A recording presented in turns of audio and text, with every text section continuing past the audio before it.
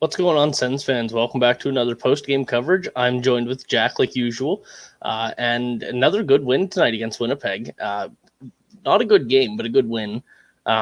We got outshot pretty badly this game, but nonetheless, we come out with the win, and all the odds stacked against us. I mean, Shabbat left the game twice, I guess.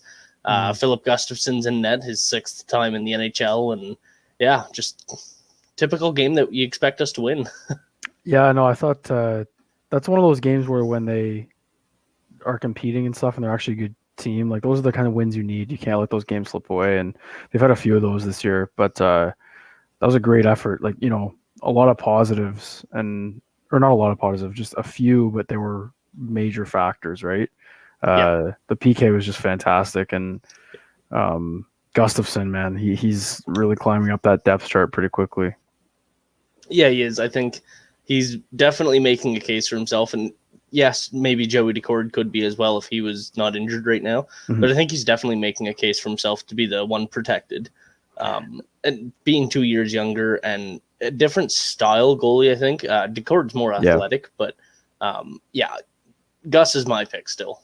Me too. And I think, I don't know who watching caught the first intermission, but Garriock said that he thinks that they'll lean more towards Decord protecting, and usually what Garriock says is pretty close to the organization. So I don't know how smart that is just based on, Decord's played, 5 games, I think. And I think Gustafson's looked just as good, if not better, and he's playing more. So, and he's also younger. So there's a lot of factors for Gustafson, but he was really solid in Montreal as well, I thought. Just didn't get the win, but yeah, he was great tonight. Definitely the first star.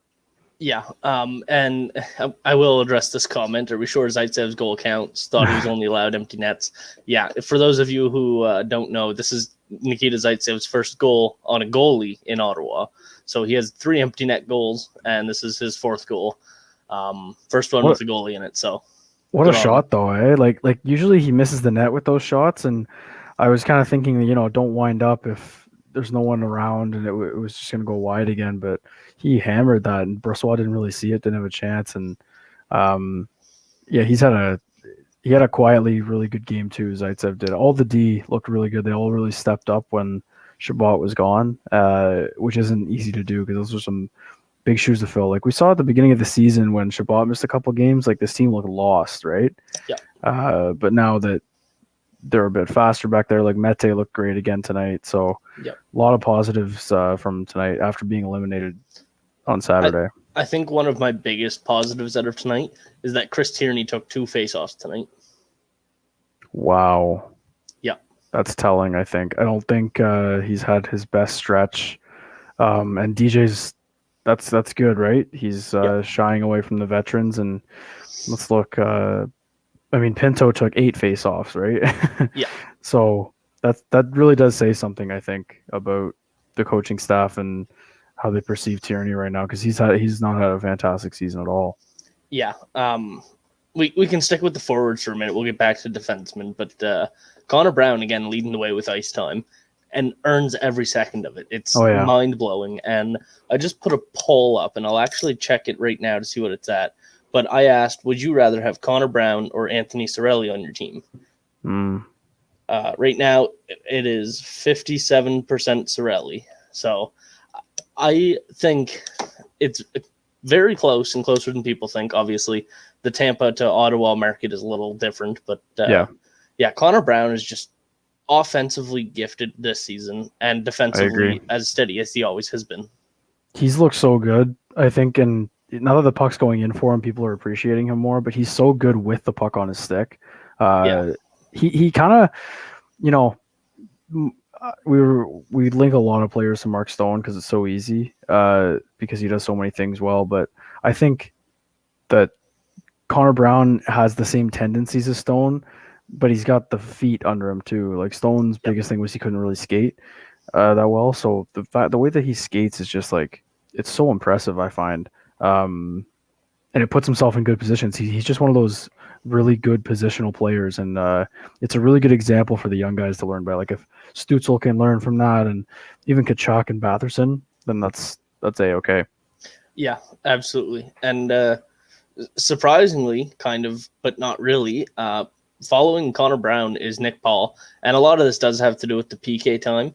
Yeah. Ottawa they had 6 penalties, I think. Brown had 8 minutes of shorthanded ice time. Yeah, that's ridiculous. That's a lot. But yeah, it's just these teams are taking so many penalties. Like this Ottawa team, that's 6 penalties, 4 in the second period. That's just way too many. Yeah. A couple of them, took away good scoring chances, I thought. Yeah, Batherson. But then you get the too many men and then the puck over the glass. Those are avoidable. You don't need to take those, and it's good that it didn't hurt them. But for all the power play struggles that they've had this season, the PK really has just been a real bright spot, I think, and it's because players like Brown are on it. But now you're starting to see even Shane Pinto kind of take over for a guy like Chris Tierney, which is encouraging. I think he's rewarding the players who are doing well in those spots, and it's Pinto. Yeah, and like you said, looking at the shorthanded ice time, Brown has 8 minutes almost on the dot. Paul has over 7 minutes, and then it's Formanton with 2:45, Pinto with 2:04, and then Tierney with 1:26, which is just kind of here nobody is ready enough to get on the ice. So it's good that Chris Tierney is such a good defensive forward, yet he just got played out of his spot, even though he's not playing well, but still. Yeah, and I mean, we'll get to the defense in a sec because they were just really good tonight. But the distribution of ice time on the forwards is kind of telling. I think Dzingel had 9 minutes. That's not a lot. He was the lowest by far. He's been really quiet, I think, lately, and he's just kind of snake bitten. Yeah, and he's just getting a reduced role, right? Stützle, I thought, looked really good. He's starting to skate and finish his checks a lot more, which I like. I'm sure living with Brady Tkachuk kind of helps that a little bit. But I'm just looking for the word. Maybe I don't want to say deployment because that gets used a lot, but in a game where your top defenseman and the top defenseman in ice time in the league gets injured, and hopefully he's able to come back this season. But the way that the defense kind of stepped up and Brandstrom, this is his chance, was really encouraging to see. And it's also worth mentioning Brandstrom actually had the least amount of time played other than Josh Brown, which wasn't even the case for most of the game. Josh Brown, for quite a bit of the game, had like 2 minutes on Erik Brandstrom. So that is strange, yeah. They all did look good. I think Brandstrom and Mete could have played a little bit more. They got caught with 2 right-hand D on the ice at the same time, and that is kind of what cost them that only goal against them, because both of them went to their offside to chase the guy with the puck. Yeah. And when you have 2 right D on the ice that have only ever played right D, and they're both thinking like, oh, okay, he's just going to naturally stay on his side. I'm going to go over. So you can't really fault Zaitsev or Zub on that goal for chasing the puck, but you can fault them both and DJ for not knowing who's on what side. Yeah, and I think too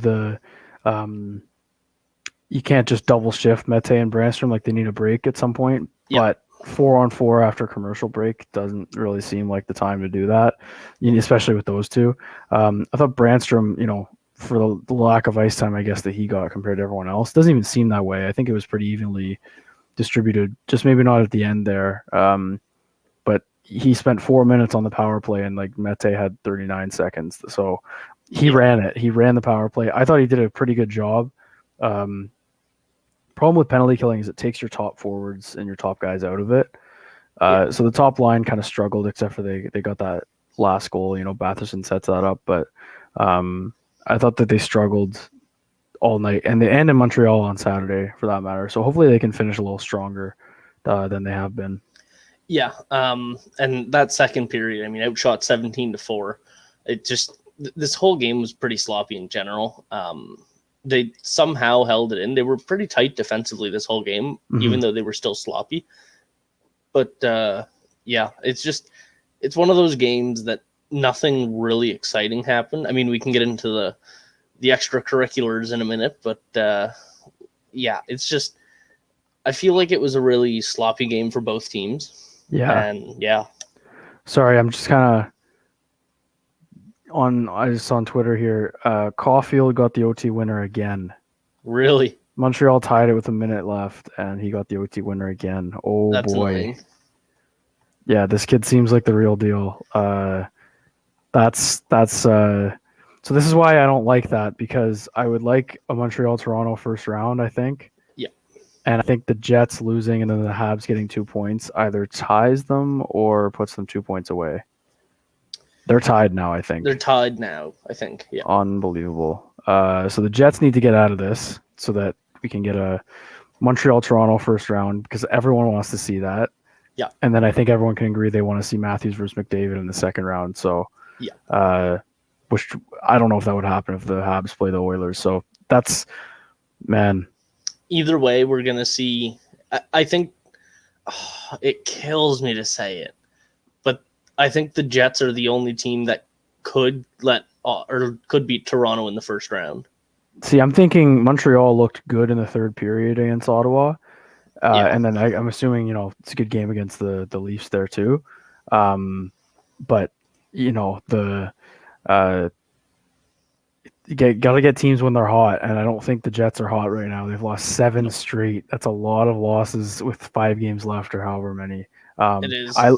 I like the Habs' chances better than the Jets against the Leafs, but only because I think Montreal's a better team overall, and I think Carey Price can just find playoff form. Right, he was good last year. Let's be real. I think the Leafs are going to win either series. I think Edmonton's our only hope here. I think so. But I don't know. That's interesting. I mean, Caulfield, that's that's pretty big. Yeah, I wouldn't be surprised to see Caulfield. And again, as much as I hate the Leafs and I hate the Habs, I hate them more than any other team in the league. I'm a hockey fan. I hope Cole Caulfield comes out and scores 60 goals next year and just absolutely greatest rookie ever. It'd be awesome to watch. And I hate that he beat Shane Pinto out, and I hate that he's on Montreal. But it's great for hockey, and I love to see it as much as I hate it. Same with Matthews.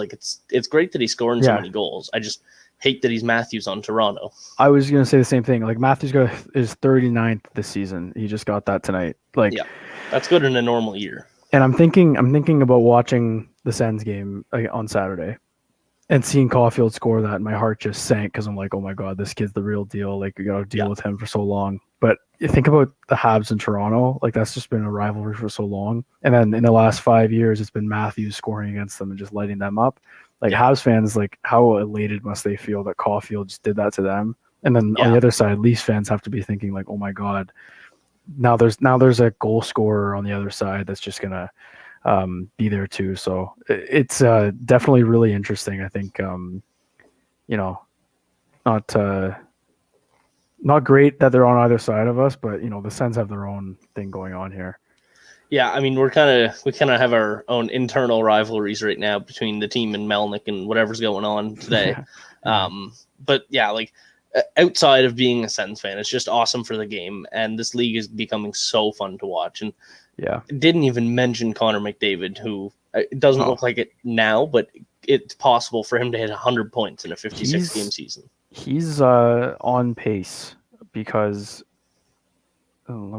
he's playing tonight against the Canucks. They've got 5 games left against the Canucks. I think it's entirely possible. He's got 87 against the Canucks. Yeah, he's got 87 in 49 games. So he's got 7 games left. He's definitely going to hit 100 in 13 a 56. 100%.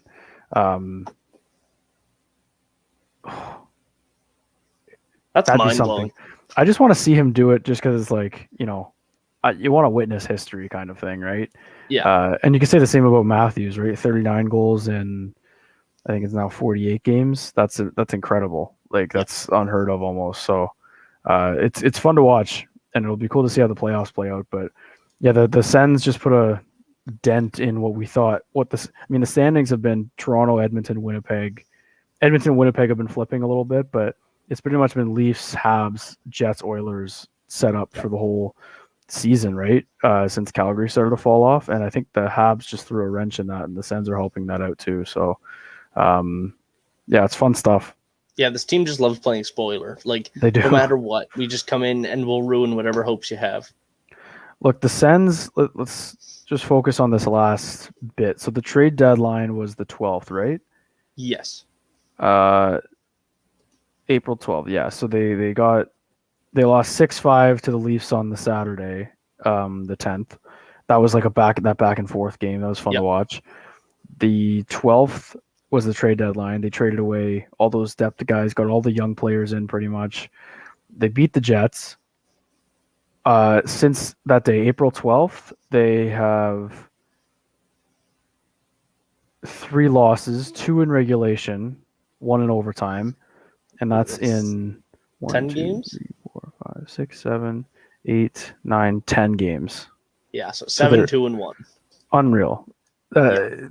That's not even just mediocre stuff. That's dominant. Now I'll attribute part of that to teams taking them lightly, and the Canucks look terrible. But they're playing the right way, and they're getting goaltending, which we've talked about all year, right? So I'm very pleased with this, and they've got and talking about them playing spoiler. I mean, they played Canadians on Saturday, played the Jets tonight, and they got Canadians on Wednesday, and then Jets again on Saturday. Yeah. So they can really mess up one of those teams again if they want. And then they got Flames and Leafs. So the next 2 games are going to be the only ones that are actually important to play spoiler. The last 2 are just kind of for fun. Yeah. So yeah, it's fun being on this side of it. But I will say I'm excited for this to be the last season where they're playing spoiler. Yeah, really though. And like you mentioned, like we've been getting goaltending now, and again, this is going to come out on the podcast tomorrow. But it like I said earlier on the podcast, since we got the new coach, Zach Burke, our save percentage has been I think .923, excluding today.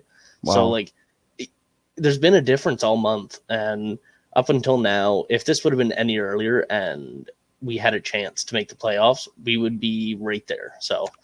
I mean, if this season, was like 10, 15 games longer, they'd be right there, I think. Yep. Which sucks, but, whatever. Or even thinking, like, if this season had any kind of training camp and that, like, a preseason, that's 7 games. So if you take the first 7 games out of this season and put them at the end of this season, I think we make the playoffs. Yeah, and it's not even, I mean, I was looking around the league, and I think other than... I'm just trying to, of the 7 teams that weren't in the bubble last year, I'm going to go check. So the bottom of the standings at the moment is Sabres, Ducks, Devils, Canucks, Jackets, Sens, Kings, Red Wings, and then Sharks. So of all those teams, the only teams that were in the bubble were the Jackets and the Canucks. Yeah. The rest of them were all not in the bubble, right? Yeah. And I mean, the Sabres are a different story because they were just a tire fire, but it's a short season. They hadn't played in 10 months. And I think that's why a lot of they were talking about it a lot today. A lot of the players are offering to go up over to the World Championships, right? Yeah. Because they want to keep playing and just keep their legs going, because these guys have been resting for like 10 months. And now they're starting to finally get their legs. So I think that plays a bigger factor than people will give credit for, and that's why I think with a normal off season for the Sens, it'll be a big deal pretty much for their play. Yeah, and like I think all Pierre Dorion has to do this off season is nothing. Like sign the players, give your contracts out that are RFAs this year, the guys you have, and then sit back and kick your feet up. Like, just you don't got to go sign Erica Branson again. You don't got to go sign Mark Borowiecki's. You don't got to go sign more Austin Watsons or Derek Stepan's. No chance. We have it all. So, if anything, I think you send JBD to Belleville and get a guy, sign or trade for a guy who could challenge for that last spot with Josh Brown. That's it, literally. I wouldn't touch anything else. I'd even let Dzingel go. He's the only UFA that they have. And bring Watson right back in, and then there you go. That's your lineup. I don't think there's much to do other than figure out the contracts and everything. I think it's going to not be as busy of an off season for him, but it could be a vital one depending on the contracts he gives out. Because you got Kachuk, Batherson, and that might be it for the big ones. Mete needs one. But those first two are pretty big just based on what it's going to set the tone for, right? Like whatever Batherson gets, you can assume 3 on. Yeah, no, but you can assume that like Norris and Stützle, based on their play this year, are probably going to want something similar. So it's important moving forward, right? And you don't have to look any further than Toronto to find the issues. So that's going to be important for them this offseason. Yeah, and I think I could also see something along the lines of, and it's not going to be this, it's just not going to happen, but I did see a mock trade today. It was like Colin White, Evgeny Dadonov, and a second for Patrick Laine. And I could see Dorion making a move like that. Maybe not Laine. I don't think Laine will fit our system. I think Laine is a fantastic sniper in this league. Not in our system, clearly not in Columbus's. But yeah, I think that a trade like that could happen. I think White sticks around maybe as trade bait at the deadline for a rental if we're playing good. I don't know. It's just a wait and see kind of thing.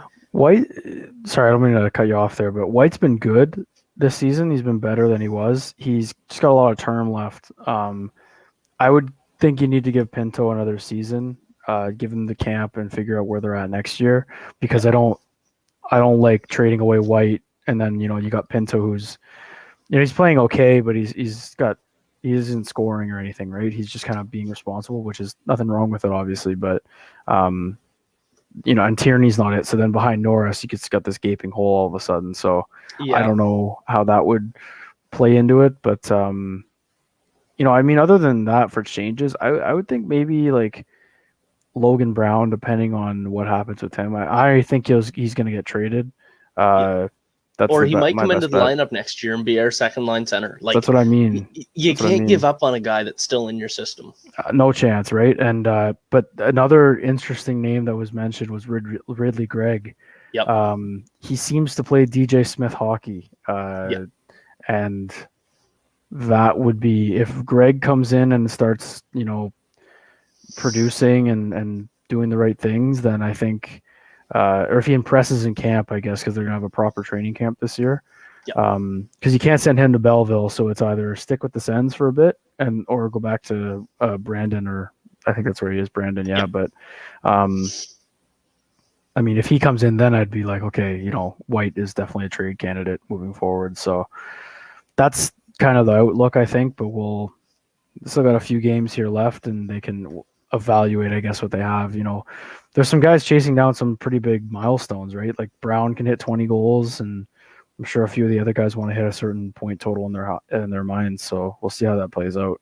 Well, yeah, I was also just going to mention before we move on, Brown just got his 30th point. Like, that's fantastic, right? Like that's a great season in a shortened year.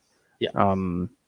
I don't know what that's on pace for, but they got a lot of guys on pace for a lot of stuff, and you got to think the Stützle will. I think a big thing on their forward core, the outlook. I think it's how Tim Stützle is going to progress. I think that's really important for this whole rebuild. He by not having such an outstanding rookie season, the expectations are a little bit more tempered. So he can spend this summer, focusing on just improving on this, right? Because like a guy like Austin Matthews, like how do you have a better season than your rookie year? Like I think he hit 40 that year and he hasn't touched that since, or something like that. Or he got it last year. I don't know what happened, but it's easy to just fall back a little bit in the numbers, but I'm looking for Stützle to just kind of break out next season. So that's something to keep an eye on as the season finishes. Yeah, absolutely. So there's 2 quick questions here in the comments. I don't want to go too long because we have our 3 stars still. But what do you think about playoffs next year? I think it's absolutely realistic. Look at this team since someone pointed it out. Actually, when it turned around was that 2-1 win against the Jets way back, where Kachuk won it late with a tip in Winnipeg. Since then, they're like a game or 2 over 500. Like that's that's where I think, okay, this team can actually do well. Even in that Yep. stretch, they weren't getting good goaltending. Now they are, and they're 7-1-2 or 7-2-1 or whatever it is in the Yeah. last 10. It's crazy the difference. So uh, since the deadline, they've been really, really good. And I think and the fact that everyone on this team right now is going to come back next year, pretty much, that's Yep. encouraging. Absolutely. Completely agree. And how would you feel about a 3x3 for Mete? I think that's too long. I would just do a 1 or 2 year, if anything. Yep. But I mean, $3 million for a top 5 defenseman is nothing. Just like that's fine, right? Yeah. And the way that he's been playing is Shabbat plays the 25 minutes and they both played 20 or 18 Yeah, with Brandstrom and Mete. If we can do that all next season and have that left side only cost us $11 million, sure. right. And I think I say just say a 1 year deal just because Sanderson is coming, Yeah. and Dorian will definitely be thinking about that. But I think you do need to bring him back next season. I think that's important for the team. I mean, he had 6 minutes shorthanded tonight. It was nearly a minute more than anyone else. He was good. Yeah, Victor Mete was fantastic tonight and has been since he got here, really. For free. Just Free. like, and I mean, think about the comparison. Like, we were thinking of a blue line of Shabbat, Brandstrom, and Wolanin, and we never got it. And we're getting Shabbat, Brandstrom, and Mete. And Mete's 4 years younger than Wolanin. How great is that? And they got him for free. It's just, And has 180 more games played than Wolanin. like, so much like more that. experience and stuff. It's just crazy, the discrepancy between the two of them. And you'd think that it's the other way around, where Wolanin's younger. Yeah, I don't know. I definitely I do actually agree with this. This is a good point. I just don't think that that's like kind of easy to get out of control. Like Connor Brown got a 3 year deal. Like, term isn't just kind of thrown around. Yeah. It really depends on your role on the team, and I think the Connor Brown contract's an absolute steal right now. And so with Nick Paul, he's got a 2 year, like 1.25 or something per. Like, it's just a steal for depth players. So I do think they need to bring Mete back for sure. That left side looks so good. Yeah, and then when Sanderson comes, maybe Sanderson will sit some games at the end of the season like JBD is. Oh, well, if we're winning games, we're winning games. Yep. The NHL isn't the place to develop. Obviously, right now with the season washed, JBD could be developing here. But the NHL isn't where to go to develop. You got to kind of be ready for the NHL. So, yeah, Jake Sanderson will get some reps. But if we run Mete after the deadline next year, great. Right, yeah. I do think we'll see JBD like probably Wednesday, to be honest. I don't think Shabbat, there's no reason to rush him back. And if he left the game, then he's not good to go. So I think we'll see him. I don't know what the pairings are going to look like for that matter, but I think that's realistic. Yeah. So do you want to start us off with your 3 stars? Sure. I mean, I think our first one's going to be pretty obvious, but I'm going to go with Nick Paul for the 3rd star. He made that play on which we haven't really talked about, like kind of a broken thing. It hit the linesman. I think it was going to go on the bench, but it hits the linesman, and then Paul just kind of looks like McDavid with the speed and the way he protected it. That was pretty cool. Great pass over to Brown, who's my 2nd star, because Connor Brown, just what a season he's had. He's been awesome. And he's the exact piece you need for like a depth, like a perfect third liner who kills penalties, can score when you need it, just works really hard. And then I got to go 1st star, obviously, Gustafson. Like, what a game. Gus the Bus, that could, I mean, depending how JBD turns out, that could be one of the most important trades in the rebuild. And it was the first one, I think, really, for the Brassard to Pittsburgh. So great stuff from Gus the Bus, and it's nice having good goaltending to rely on. Yeah, absolutely. We do have quite similar lists. There's one difference. I'll put Connor Brown as my 3rd star, obviously just flying tonight. He's so fast when he plays with the puck or without it. Just does everything right. And I'll give my 2nd star to Gustafson. He deserves every bit of every star here. He played a fantastic game, But as this comment says, I am going to give Nikita Zaitsev my first start of this game. Nice. He stepped up huge when Thomas Chabot left the game. He did. He was on the ice quite a bit at the time, led the defense in ice time, and looked really good while doing it. Everybody talks about how, and I've said this a million times on here before, he's almost worth that $4.5 million this year. He was tonight for sure. Yeah, and everybody says the Chabot effect. Here you go. He played with another right-hand defenseman tonight. Yeah, he looks just calm and poised. I mean, put a puck bar down. Yeah, it was a great shot, but he's just playing like smart. I think, and it's a small sample size. I don't think they're going to protect him because I think it's like a free non-protect, right? They don't want that contract. He doesn't look fantastic analytically, I don't think. Yeah. But he's not like a nuisance anymore, which is good, right? And I think that he likes playing for DJ Smith. So I'm very impressed with the way Zaitsev's been playing this season. Just he's hard to play against in the corners, and he's got good chemistry with our star defenseman. So you can't like knock the guy for any of that. Yeah, and he takes 100 pucks off of him every night and takes a bunch of hits. And he has I think he's top 10 in blocks in the league. It wouldn't surprise me. It's so underrated how good that Zaitsev is. Yeah. There's a really good one, actually. Zaitsev's turning into Volchenkov, eating pucks all night long. Yeah. So good. I mean, yeah. Them and Watson are they eat pucks for breakfast. Watson, yeah, I forgot it. I mean, it's been so long, I guess, since he's been in the lineup. I know, and Derek Stepan is a Senator, by the way. They're still paying him, which is or I guess insurance would be, but that's crazy. He's still on the books of the salary cap. Yeah. Yeah. Yeah. All right. Well, thanks everybody for coming to watch. You want to do who needs to be better? Oh yeah, right. My bad. Yeah. So who do you got for who needs to be better?